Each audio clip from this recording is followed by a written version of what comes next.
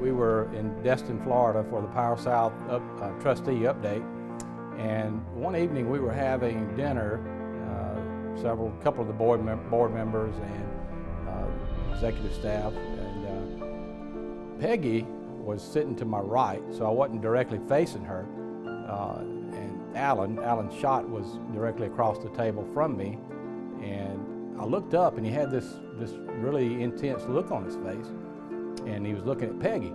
Karen was sitting to my left, and all of a sudden I heard her say, "Are you okay?"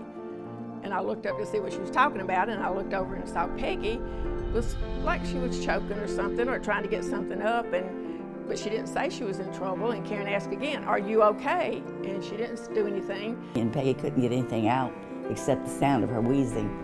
And I was like stunned, and then Karen just jumped up and said, "I'm coming over there." She ran around, grabbed behind Peggy's back.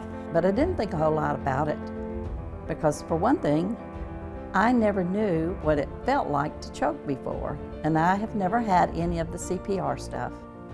And I will say the rest of the board hasn't either, because nobody recognized that I was choking except Karen and Alan and Chad.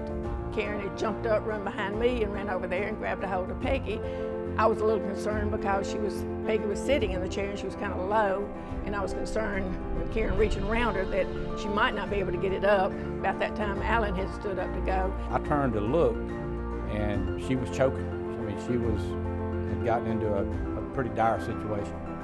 And before I could slide my chair back to do the Hamlet maneuver on her, Karen had already sprang into action and came around behind me and grabbed Peggy from behind and did the Hamlet maneuver on her. And Peggy spit the thing out, which was a potato, and began breathing again. It was hard on her. She really was about to go. And I noticed that her redness in her face was terrible, and her air started bringing it back, and she became back to Peggy. And I'm still choking and coughing. And Alan says to me, "Can you talk?" And I said, "No." And before I couldn't say anything, so I had a little bit of breath. But I was really amazed at how they recognized the situation when I didn't even know what was going on. And I really do believe she saved Peggy's life that night.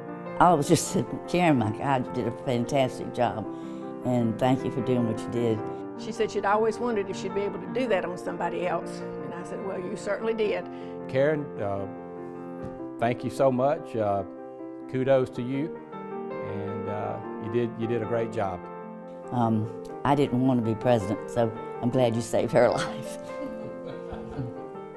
So it just never crossed my mind I was about to die, but that I could have. And so, Karen, I want to tell you with all my heart, thank you.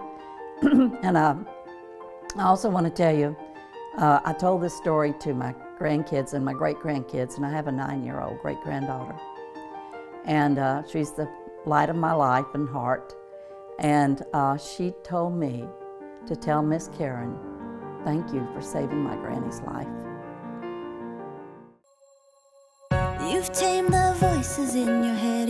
You've put your courage to the test. Laid all your doubts to rest.